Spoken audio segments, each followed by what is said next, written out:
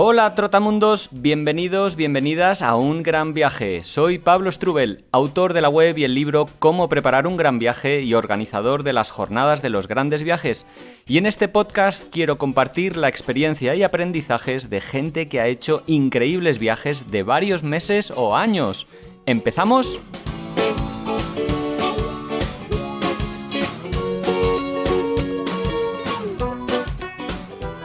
Bueno, estamos hablando con Susana Míguez y Óscar Barreiro, que son los padres de Lucía y Darío, y que estuvieron viajando durante un año por Europa en Trike. Fue un viajazo en el que recorrieron 10 países y más de 10.000 kilómetros con sus dos hijos, que en ese momento tenían 2 y 6 años. Lo hicieron con tiendas de campaña, a la aventura, en contacto con la naturaleza, y hoy les tenemos al otro lado del micrófono. Así que les saludamos. Susana, Óscar, ¿cómo estáis? Hola, ¿qué tal? Hola Pablo, ¿qué tal? Pues encantado de saludaros, y lo primero que me gustaría preguntaros es ¿de dónde sale una idea de hacer un viaje por Europa, de estar un año viajando con vuestros hijos en bicicletas? Bueno, pues esto no surge así de buenas a primeras, ¿no? De repente, nos vamos, ¿no?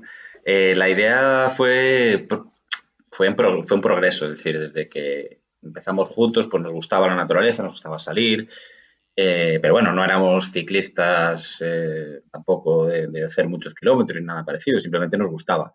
Cuando tuvimos a Lucía, pues empezamos a hacer Camino Santiago y vimos que la experiencia nos gustaba, ¿no? Eso de estar fuera con los niños, camping, pocos kilómetros, el Camino Santiago, que estaba cerca de nuestra casa. Y la cosa fue a más. Cuando empezamos a descubrir que molaba, pues lo ampliamos, ¿no? Pues no sé, en vacaciones nos fuimos de Ámsterdam a París. Después nos fuimos a la costa de Portugal. Y cuando ya vimos que eso lo podíamos hacer más grande, pues nos aventuramos a hacer una vuelta a Europa durante un año. ¿Qué se removía por dentro de vosotros como para que quisierais abandonar la vida no cómoda y normal, digamos, por la aventurera? Bueno, pues la realidad es que no nos sentías muy a gusto cómo funcionaba todo, ¿no? Estábamos un poco, ¿sabes? Viendo que usabas todo tu tiempo solo para una cosa, que era trabajar, casa, trabajar y nada más. Y llegas a un momento que dices, bueno, hay que hacer una pausa, ¿no? Dedicar un poco de tiempo también a los niños, porque verlos crecer creo que es una parte importante y para nosotros es una filosofía, ¿no? Poder disfrutar de nuestros hijos, poder enseñarles, poder mostrarles el mundo como es. Son muchas cosas, ¿no?, que nos llamaban para hacerlo. Y la idea fue ahorrar en principio para poder tomarnos un año y poder dedicárselo a ellos y a nosotros. Uh-huh. ¿Os tomasteis excedencias o dejasteis los trabajos? ¿Cuál fue la manera en que lo hicisteis? Sí, y en mi caso hice una excedencia, Susana dejó trabajo, nos fuimos del piso. Hicimos una serie de cambios, incluso vivimos un mes en un camping antes de la salida. Uh-huh. Por decirlo de alguna manera, no fue que tuviéramos dinero de sobra y dijéramos, nos vamos, y sin ningún problema. Era algo que nos llamaba por dentro de salir y hacer algo grande, y estuvimos un par de años largos ahorrando, cada eurito, cada cosita lo metíamos en la hucha, y así pudimos hacer realidad este sueño. ¿Cómo acogieron, vuestra familia y el entorno la noticia? Por un lado ya se lo ven venir, ya nuestros amigos que nos conocen y la familia, esto ya viene de unos cuantos años atrás, de empezar a salir con Lucía siendo muy pequeñita. Ahora dar ese gran salto que dimos, lo veían venir, pero a la vez te puedes imaginar, nos han llamado locos, irresponsables, con mucha expectación, sobre todo, para ver si realmente lo íbamos a lograr. Tenemos el ejemplo de que había varios amigos que nos daban solo unos cuantos meses y nos volveríamos, porque la locura de salir... Había apuestas, y que vais a volver en 3 meses. La locura de salir con niños en bicicleta, porque creo que es más difícil ir en bicicleta y con tienda de campaña. Como que no lo íbamos a lograr, y al final pues todos nos dieron la razón. Sí, qué genial, ¿no? Eso sí, por vosotros, por ellos, por vuestros hijos, por todos, ¿no? ¿Qué dudas e incertidumbres teníais al principio? Porque seguro que a pesar de que teníais la idea clara y os apetecía, seguro que había algunos miedos por ahí.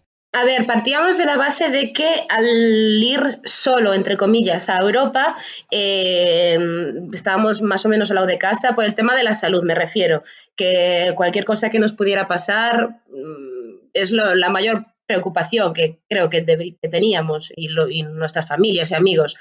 Pero en realidad al final no todo fue perfecto, o sea, las veces que tuvimos que ir al médico fuimos y sin ningún problema. Pero luego durante el viaje también había otras preocupaciones, dónde dormir, dónde acampar, si hacía buen tiempo, si no hacía buen tiempo. Y la seguridad de la carretera. La seguridad en la carretera, bueno, había ciertas preocupaciones que intentamos salvar de alguna manera, siempre.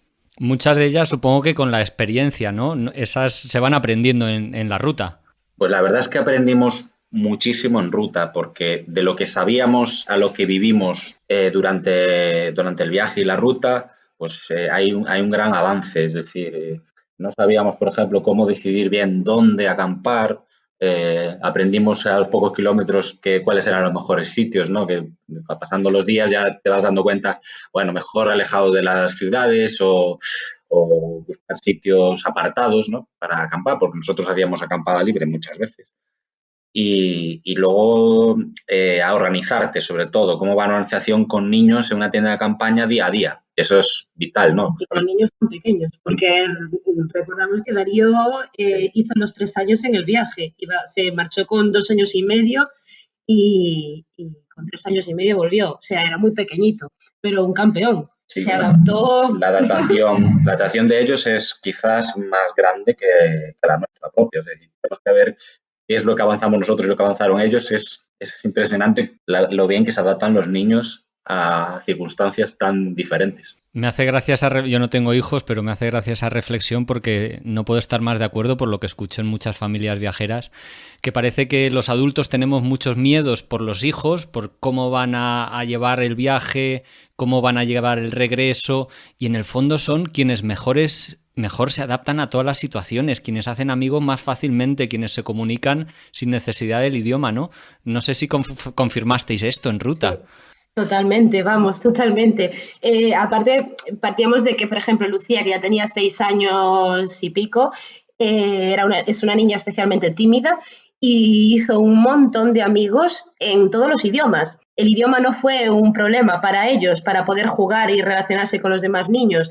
Cuando, por ejemplo, para dormir, usábamos la plataforma Warm Showers y buscábamos siempre que podíamos, pues Warm Showers con hijos, con familias viajeras. Y era alucinante ver cómo se las buscaban para jugar, para aprender el idioma, incluso en inglés o en francés o en griego, aunque fuera, y la manera tan alucinante que tenían de adaptarse a todo. Y si pues un día que echábamos a lo mejor en una casa 3 días y lo estaban pasando súper bien y teníamos que marcharnos, lo aceptaban, ¿sabes? Con la idea de quedarse con sus direcciones, el WhatsApp de ellos o lo que fuera, ya les era un premio para decir, pues vamos a seguir en contacto con ellos. Y seguimos aún a día de hoy en contacto con muchísimas familias que conocimos en el viaje. Qué genial. La verdad es que usasteis esa plataforma Warm Showers, que es como una red de alojamiento gratuito para ciclistas. ¿Cómo contactabais a la gente a través de esa red? ¿Buscabais familias en particular o cualquier viajero? Bueno, un poco de todo, claro, depende. Sí. En principio, la primera premisa era encontrar a una familia, porque teniendo niños, pues siempre sabíamos que iba a ser mejor para ellos. Pero esa circunstancia no se da ni en todos los países ni siempre, ¿no? Que lo intentas al sitio al que vas a llegar, no coincide, ¿no? Pero bueno, en Francia hay muchas familias que viajan con niños. En Italia hay muy poco, en Grecia es más fácil, pero también, bueno, tuvimos otro tipo de mecanismos como Couchsurfing que funciona mejor. O sea que en cada país fuimos adaptándonos. Así, en los Warm Showers a los que iba, esto sin contar a la gente que nos hospedaba de manera espontánea a pie de carretera, pero los Warm Showers que no eran familia y llegábamos a sus casas, avisaban a la familia o a los vecinos que tuvieran niños para que conocernos y que los niños jugaban entre ellos. O sea que, Qué guay. vamos, era como, no sé, llegábamos nosotros y todo el mundo venía y hacíamos cenas en los jardines y charlábamos hasta las 10 o las 11 de la noche en Centro Europa, que es rarísimo, y era una experiencia súper bonita. Esto que habéis dicho me ha llamado la atención porque normalmente se cree que los europeos no somos tan hospitalarios como otras culturas musulmanas o asiáticas en las cuales se da por sentado que la hospitalidad forma parte de su día a día. Pero habéis dicho que tuvisteis muchas invitaciones espontáneas. ¿Se puede decir que al final la hospitalidad es común a todas las culturas? ¿Cómo surgían estas invitaciones?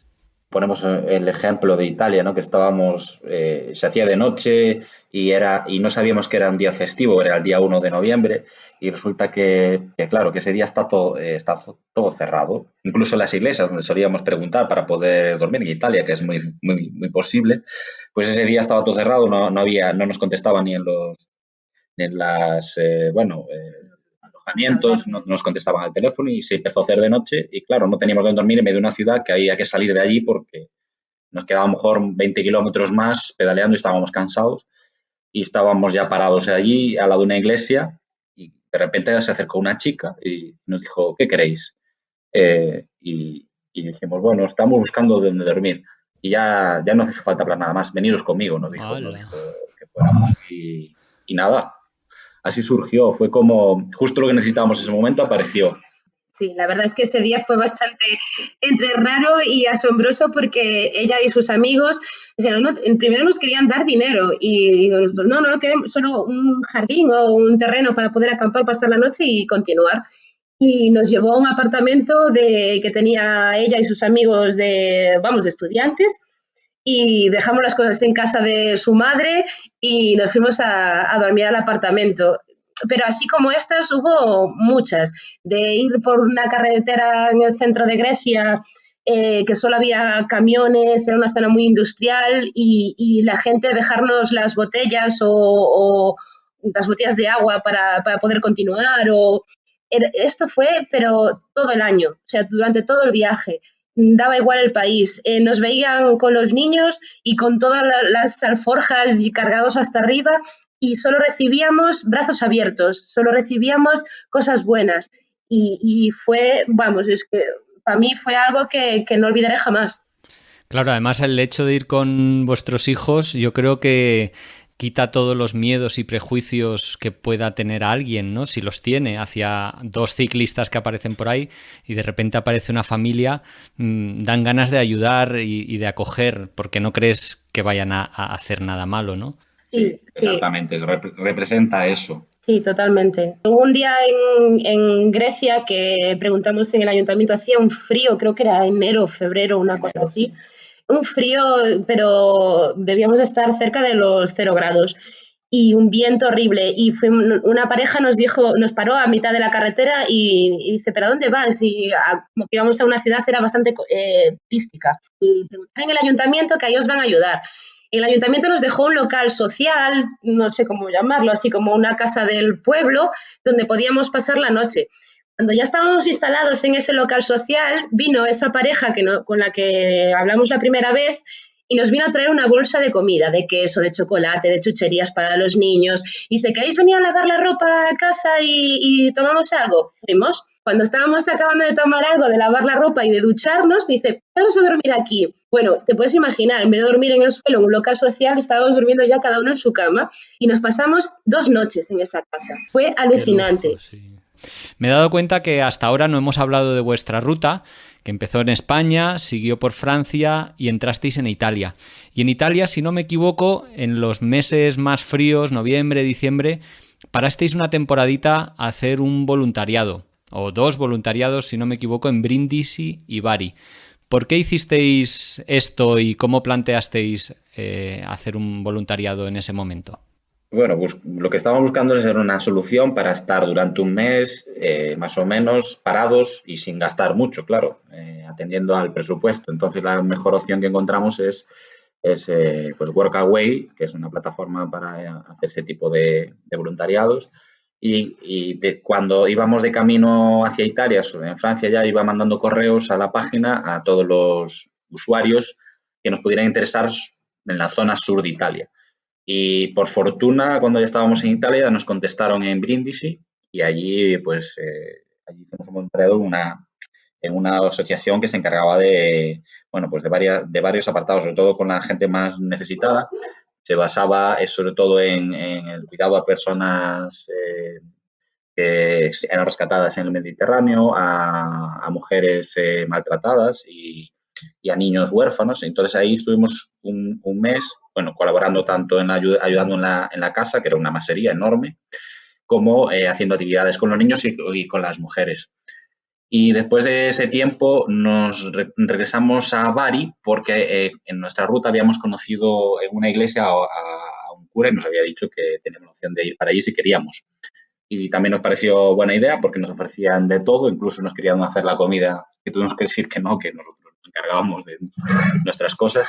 Y eso no fue un voluntariado en esencia, simplemente fue una invitación. Queríamos ayudar con las actividades extraescolares, porque es que no es una iglesia típica como podemos ver aquí en España, era una iglesia que tenía un edificio donde los niños iban como a extraescolares, a actividades y hacían varias actividades, tanto de niños como de mayores. Y queríamos colaborar con ellos, aunque de cualquier manera nos daba igual. Y no quisieron. Entonces estuvimos allí un mes y medio prácticamente, pasando las Navidades.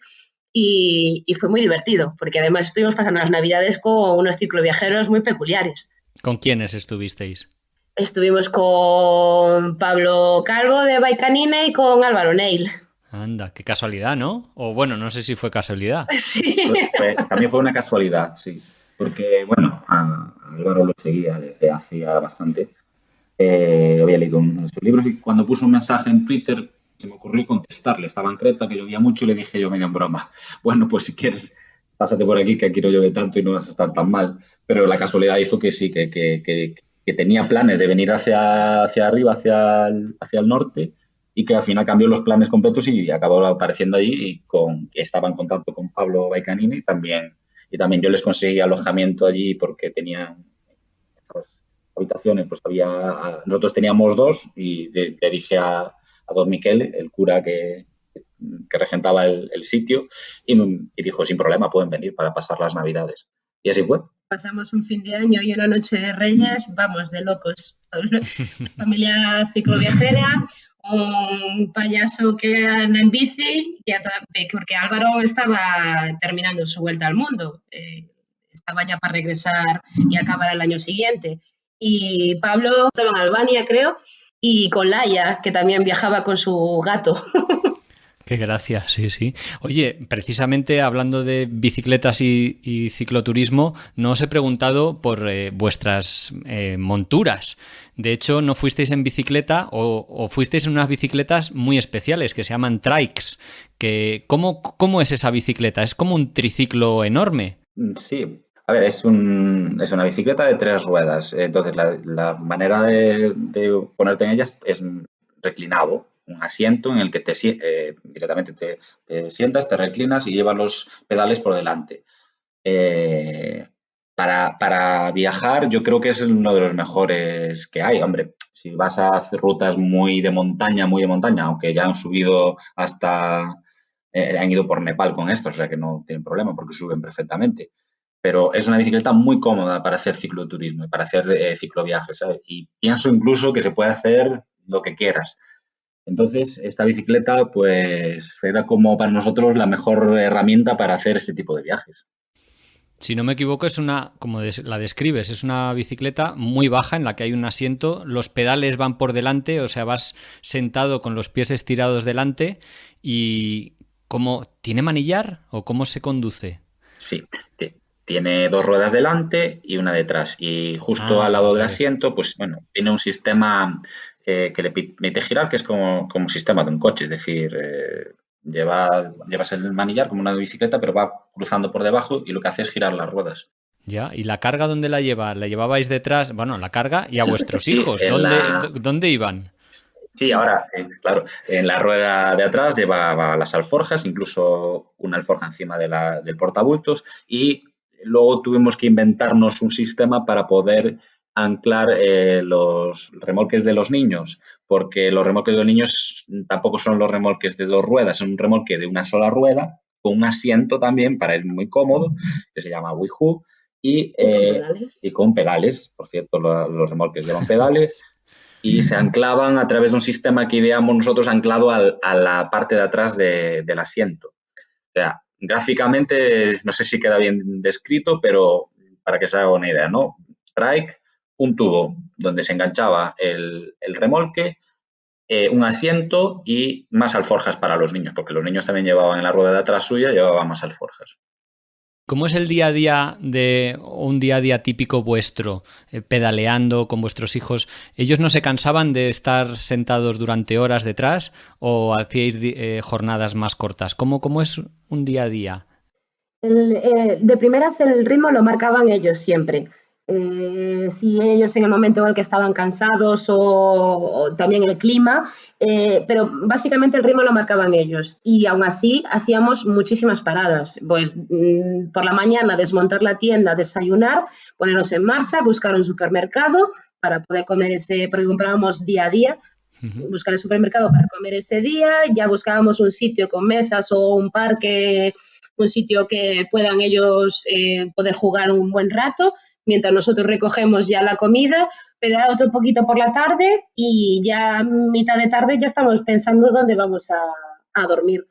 Y así fue el día a día prácticamente, pero te digo, ellos lo marcaban, no se cansaban mucho tampoco de la bici porque como íbamos muchas veces, si podíamos en la carretera o en la ciclovía, ir a la par, ellos iban también a la par, entonces iban hablando y jugando todo el rato en sus remolques. Qué gracia, de uno a otro, se tirarían los juguetes, etcétera, etcétera. Sí, con pistolas de agua, a mojarse. Os quería preguntar por Lucía, que como habéis dicho tenía 6 años cuando partió.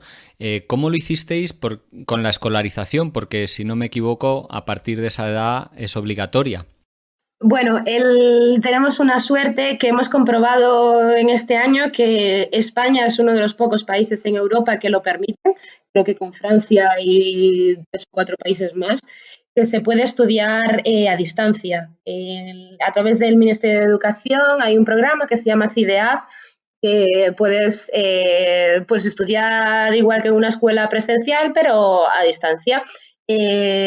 Simplemente le explicamos a Educación el proyecto que teníamos, de estar un año viajando por Europa, y al darnos el ok, pues fue así. Cada 15 días más o menos ella tenía bueno, con todas las asignaturas, sus deberes, por decirlo de alguna manera, los hacían sus folios o los libros, los escaneábamos y los mandábamos. Y así fue como cursó todo segundo de primaria, que en ese año estábamos cursando segundo de primaria.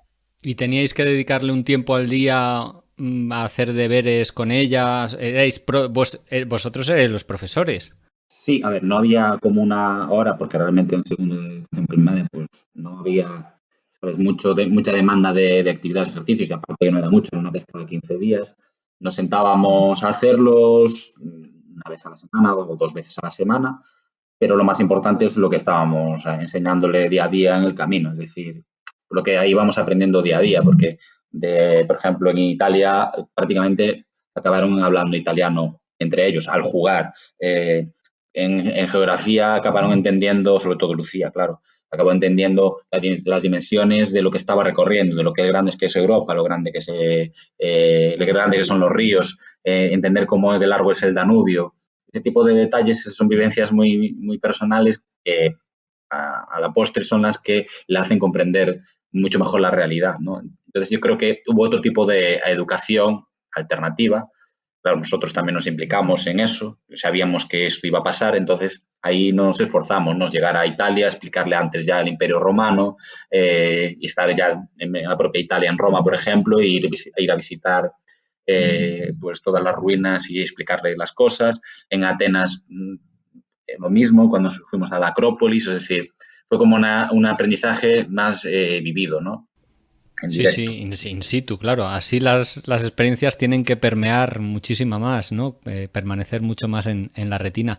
Y para mí otra cosa súper bonita es todo el tiempo que habéis pasado juntos, ¿no? Porque en las vidas diarias vamos a trabajar, estamos fuera de casa mucho tiempo y habéis estado todo un año con vuestros hijos, viéndoles crecer, jugando con ellos.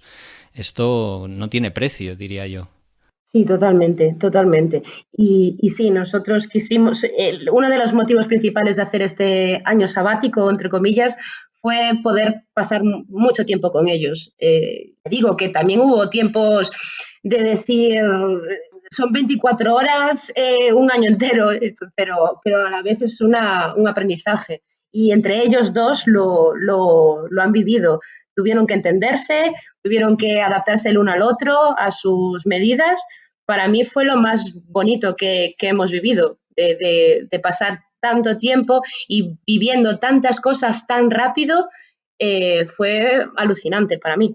Bueno, erais una familia viajera, pero también un equipo. No sé si Lucía, por ejemplo, participaba, tenía alguna tarea en el día a día. Darío, entiendo que al ser más pequeño no, pero ¿cómo os repartíais un poco las tareas? ¿Había un reparto de tareas, mejor dicho?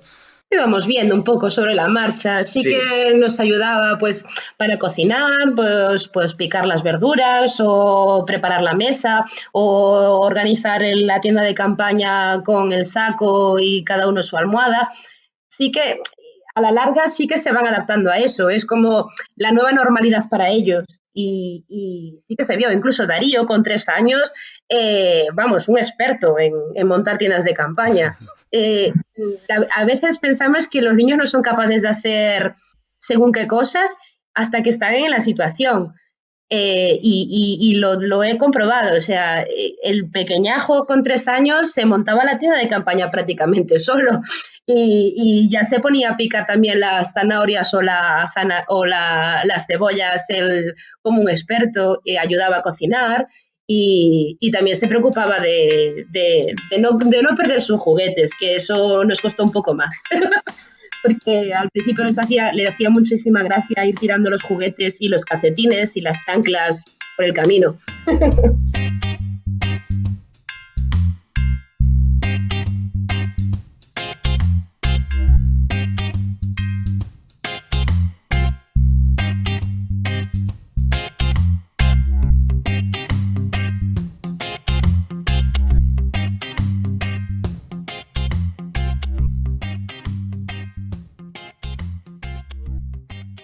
Nos habíamos quedado en Italia, donde nos habíais contado de la experiencia en el sur de Italia, cruzasteis a Grecia.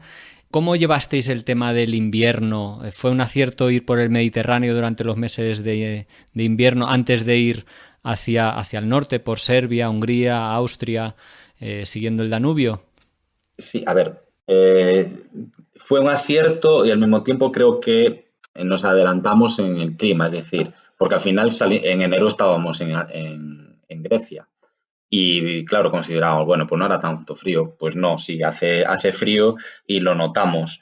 Quiero decir que a lo mejor sí teníamos que haber avanzado más kilómetros en bicicleta y hacer la parada en Grecia, ¿no? En invierno y no hacerla en Italia, pudo haber sido. Y después que en Grecia, pues nada, nos apañamos como pudimos. Lo que pasa que ese año, en el invierno del 2016, que no se había visto nunca, en el sur de Italia, en Bari, cayó una nevada, una ola de frío polar que nunca jamás se había visto en la ciudad. Estuvo nevando, se pararon todas las carreteras, no había ni supermercados, ni autobuses, ni nada, se paró todo completamente.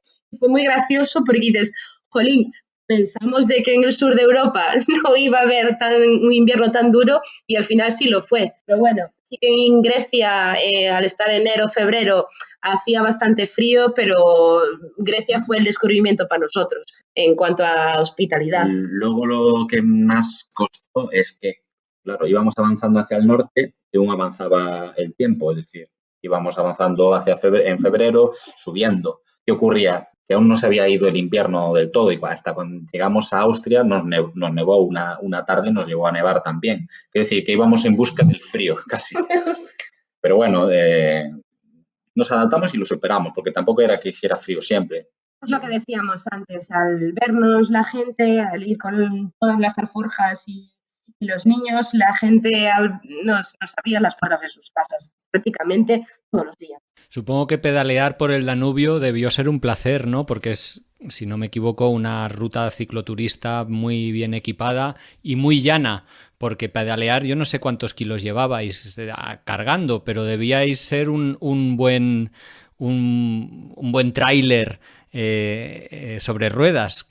Bueno, nos definimos como de Spanish Caravan o no sé, o 300 kilos alrededor de Europa también, si se presta, porque es lo que llevábamos entre los dos. A ver, cada grupo, es decir, yo iba con mi bici, mis alforjas y remolque y niños, todo conjunto eran 150 kilos y podía superarlo hasta los 170 con la compra incluso. Entonces, entrando en la zona más ciclable, que hay que decir que aunque el Eurovelo llega hasta el Mar Negro, el Eurovelo 6 llega hasta el Mar Negro, pero no, en Serbia no hay apenas zonas cómodas, es caminos, es barro, de hecho nos metimos e intentamos atajar por otros lados, bueno, no es tan fácil. Luego sí, al llegar a Austria, a Hungría y a Austria, ya es mucho más fácil, de hecho lo agradecimos mucho, esa parte del camino. Sí, es una ruta completamente recomendable.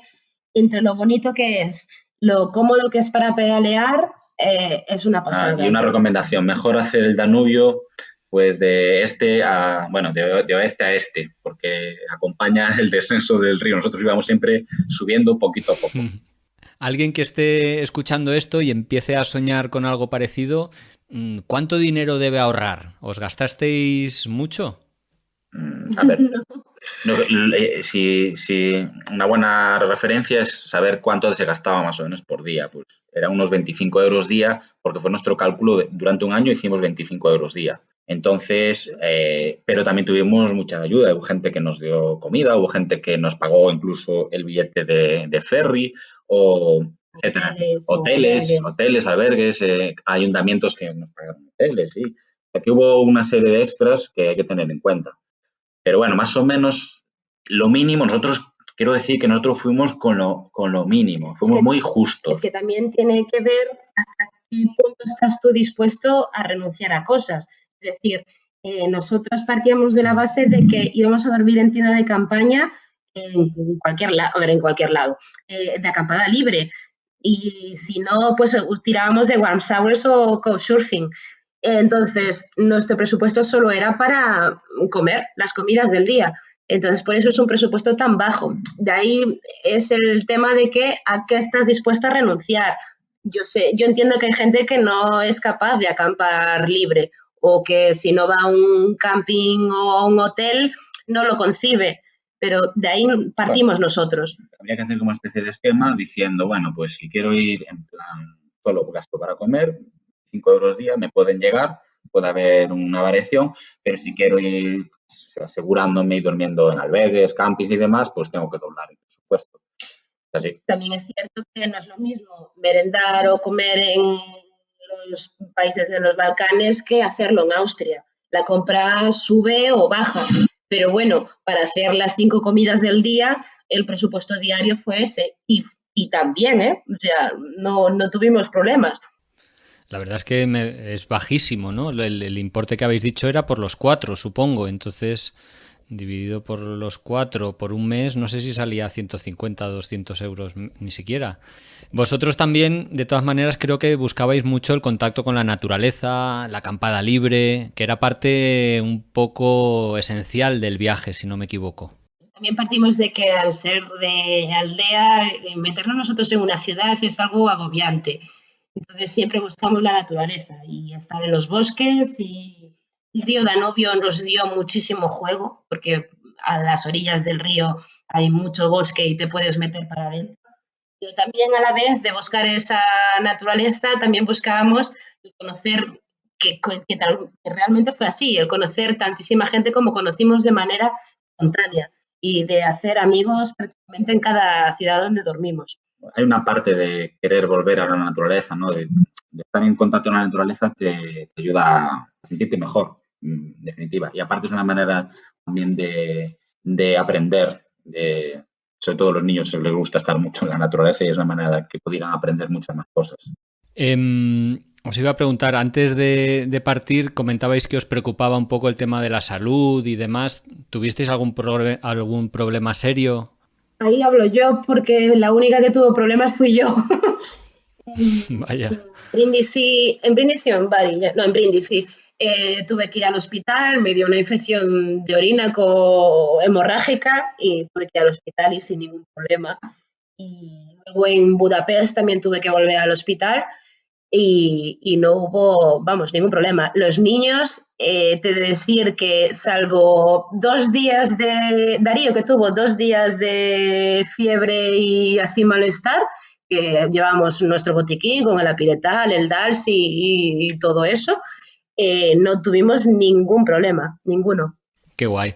Y sí que me gustaría preguntaros también, porque todo este viaje lo fuisteis narrando a través de vídeos que ibais colgando en vuestro canal de YouTube, el canal de la familia Supertramp. Y me gustaría preguntaros un poquito por qué lo hicisteis y si estáis satisfechos con haberlo hecho, porque seguro que os quitó muchísimo tiempo. Muchísimo. Bueno, pues mira, la idea al principio cuando iba a hacer el viaje es, vale, pues me gustaría narrarlo un poco, ¿no? Contar a través de vídeo, no al detalle, pero contar algo. Entonces, los primeros vídeos que salen en el canal simplemente es música y se ven imágenes nuestras, pues pasando por diferentes sitios, Galicia, bueno, están divididos en España, Francia e Italia. Esos son los 3 primeros vídeos de los 3 países. Pero luego se me dio la idea por hacerlos con un poquito más, pues eso, hablando, contando más el viaje, que era un poco la idea que tenía, pero no tenía, en aquel momento no tenía esos conocimientos o no estaba aún preparado para hacerlo. Me fui dando cuenta de que, bueno, que quedaba mucho mejor contar más in situ lo que estábamos haciendo en un momento. Y si es cierto, quita mucho más tiempo. Y te puedo decir, además, que viajando con niños apenas te queda tiempo. Es una cosa que ocurre desde la mañana que te levantas, montas y montas tienda, pedaleas, juegas con ellos, parques, comida, buscar sitio donde dormir.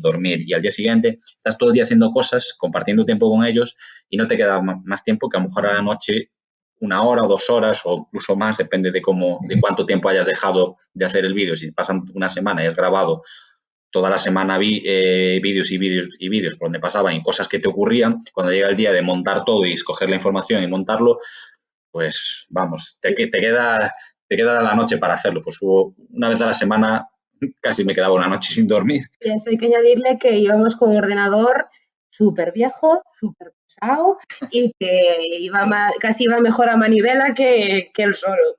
Doble mérito, entonces, porque sí, la verdad es que ayuda mucho a recordar, a tener ese testimonio del viaje. Si no es para otra gente, al menos sí para vosotros. Y no sé si ese vídeo o esas experiencias que ibais narrando en los vídeos han sido un poco la columna vertebral del libro que habéis escrito recientemente, que se titula Vuelta a Europa en Trike. ¿Cómo ha sido la experiencia de escribir un libro y por qué lo habéis querido hacer? Bien, los vídeos ya eran una parte importante y quiero aclarar, por ejemplo, explicar también que en los vídeos casi no se cuenta ni el 20%, diría, de todo lo que nos ocurrió. Entonces, como que me faltaba algo al llegar.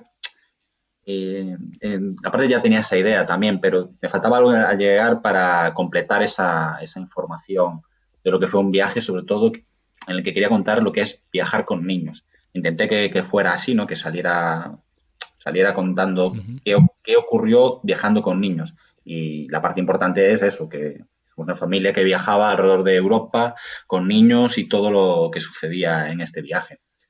Y nada, fue eso. ¿Cómo fue vuestro regreso? Porque después digamos, de remontar el Danubio, sí que estuvisteis pedaleando por Alemania, Suiza, Francia, ya retornando hacia casa. ¿Cómo fue el volver un julio de nuevo habiendo cumplido ese sueño? Bueno, es que la verdad es que la primera mitad del viaje fue súper intensa y según iban pasando los meses y íbamos hacia el norte de Europa ya y veíamos que el tiempo se acortaba, también notábamos una especie de ansiedad porque había un día en el que había que volver, ¿no? Que había que preparar lo del colegio de Lucía, que había que volver a un trabajo que no se separaba mucho en el tiempo de la vuelta. O sea, había una serie de indicadores que ya nos decían que se acababa. Y eso también marca un poco la vuelta del viaje. Es decir, si no tuviéramos una fecha de vuelta, lo cual para nosotros no era posible, si no lo hubiera sido incluso mucho mejor. Y lo fue porque ocurrieron cosas maravillosas en ese tramo. Pero como te digo, se estaba acabando y teníamos esa sensación. ¿Y qué tal el regreso a los trabajos? ¿Fue fácil, llevadero? Yo creo que es una de las cosas que más asusta a gente que se plantea hacer un viaje como este, el qué va a pasar a la vuelta, si voy a estar perdido, si va a ser fácil encontrar trabajo o volver a él. ¿Cómo fueron vuestras sensaciones? Bueno, llegamos en julio y nos dimos el margen del verano, y el verano aquí en Galicia, sobre todo en las Rías Baixas, es muy espectacular y nos dio tiempo a adaptarnos, a volver otra vez a reencontrarnos con los amigos y con la familia, fiesta para aquí, comida para allá. Y la vuelta al trabajo fue prácticamente al inicio del colegio. Darío también iba a su primer año al colegio en 3 años y fue muy bien. Yo, por mi parte, conseguí trabajo otra vez de nuevo y todo perfecto. Los niños se adaptaron perfectamente al colegio, sobre todo Darío, que era su primer año, lo tomaba, nos hacía gracia que lo tomaba como casi como cuando llegamos a las casas de las familias en el viaje y él decía, hay niños, hay juguetes, y él al llegar al colegio decía, hay niños y hay juguetes, entonces no le costó nada de esfuerzo empezar en el colegio. Y Lucía, bueno, reencontrarse con sus amigos de la infancia otra vez de nuevo, pues para ella también estupendo. Y para mí lo difícil era como, después de haber vivido esto, no quiero pensar que no voy a volver a hacerlo. Es lo que más me planteaba, ¿no? Porque hacer esto es difícil. Hay que decir que también no es, que hay una parte que es difícil de hacer. A ver, no es que sea súper difícil. Si tú quieres hacerlo, lo vas a hacer. Pero volver a hacerlo es lo que yo decía, a ver si se acaba aquí y no hay más. La idea sería volver a hacerlo. ¿Qué creéis que este viaje os ha cambiado? Totalmente, muchas cosas. Porque a nivel familia, pues por ejemplo, estamos más una unidos. piña, somos súper unidos. No, eso creo que es lo que más destacamos, que tanto nosotros como pareja, como los niños, como hermanos. Y de hecho mucha gente nos lo dice, qué pasada, que cómo se llevan los niños con esa diferencia de edad que tienen y que se entienden a la perfección. No, nunca pelean ni nunca discuten y creo que es a raíz de este viaje. Pero los cuatro igual, creo que nos hemos hecho un gran equipo. Sí. Y aparte, quiero decir también que cuando viajas, pues descubres otras culturas, entonces como si te empaparas de la gente, de la cultura y aprendes cosas con las que tú no creías de una manera y de repente te derriba todos los mitos, ¿no? Es decir, de pensar algún prejuicio que ocurre, ¿no? Que vas aprendiendo de la sociedad y de repente hasta que vas a un sitio y lo descubres por ti mismo no sabes que era así. Pues ese tipo de cosas pasaron, nos abrimos mucho más, nos relajamos más en ese sentido. He leído en muchos sitios de parejas que viajan en bicicleta y la cuestión de ceder ante el otro.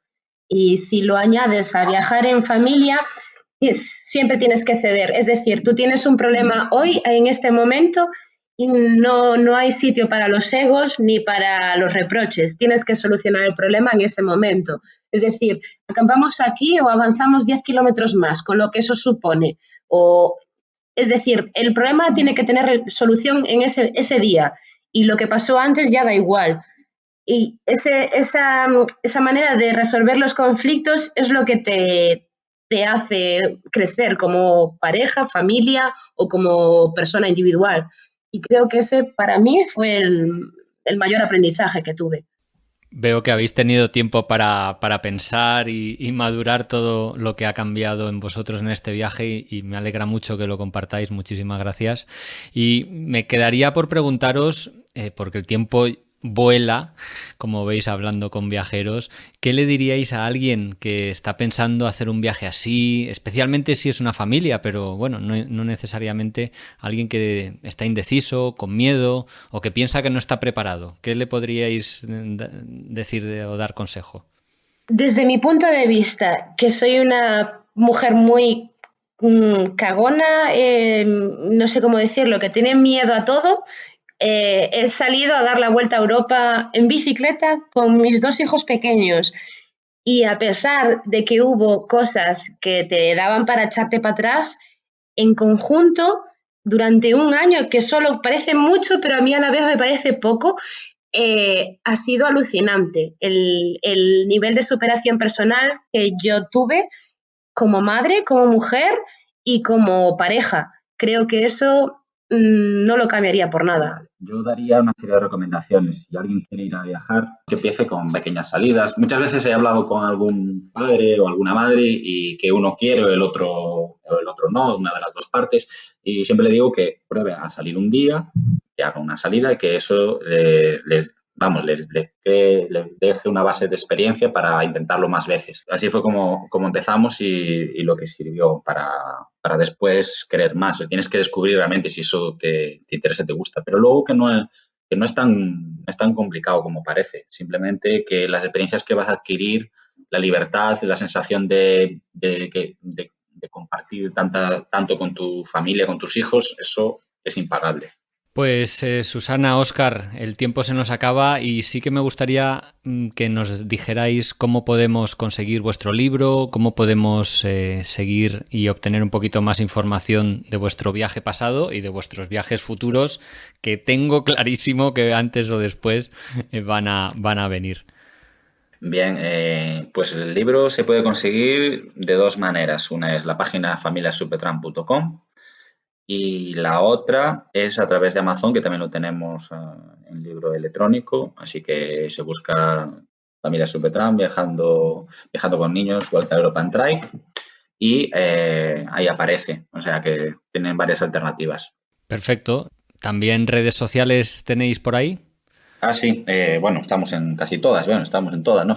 Facebook, Twitter, Instagram y YouTube. y YouTube. YouTube es el canal de eso, todos los vídeos del canal que la gente puede ahí verlos, ¿no? Y descubrir un poco cómo fue la aventura, aunque ya digo, es un 20% de todo lo que contamos, de todo lo que ocurrió, quiero decir. Y nada, y lo de viajar y volver a viajar es un sentimiento que llevamos dentro, que no paramos de darle vueltas, por supuesto, y que este verano mismo teníamos pensado hacer alguna pequeña salida, pero creo que no tardaremos en buscar alguna salida para volver a viajar en familia con un tiempo largo. Pues Susana, Óscar, muchísimas gracias por vuestro tiempo, gracias por compartir vuestra experiencia, vuestra vuelta a Europa en Trike. Recordamos un año viajando por Europa, pasando por 10 países y recorriendo 10.000 kilómetros. Con 2 hijos, Lucía y Darío, de 2 y 6 años cuando partisteis. Muchísimas gracias y seguimos en contacto. Muchas gracias, Pablo. Chao. Un besiño.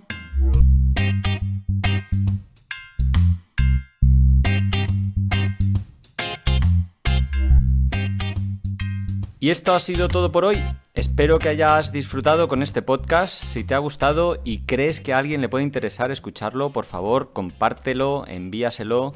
Y también si le das al me gusta en esta plataforma, ayudará a que tenga más visibilidad y que más gente lo encuentre y lo escuche. Y me ayudarás a extender un poquito más la pasión viajera. Y desde luego, si aún no te has suscrito, te invito a hacerlo para no perderte ningún programa.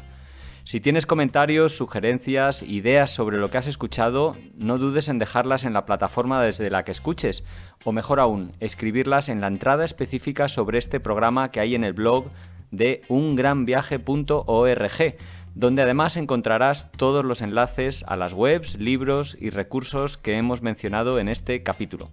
Te recuerdo que estamos en Facebook, Twitter, Instagram y en la web ungranviaje.org y nos puedes enviar un email con cualquier cuestión a hola@ungranviaje.org. Gracias por escuchar y hasta el próximo programa.